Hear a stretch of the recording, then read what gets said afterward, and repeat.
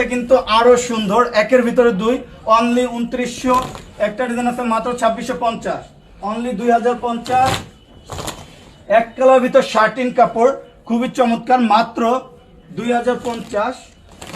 একটা ডিজাইন আছে অনলি 2050, মাত্র 2900।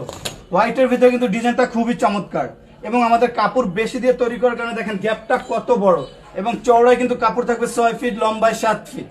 একটা জানার জন্য 2 পিস, দরজার জন্য 1 পিস, অনলি 2050। একটা ডিজাইন মাত্র 2050।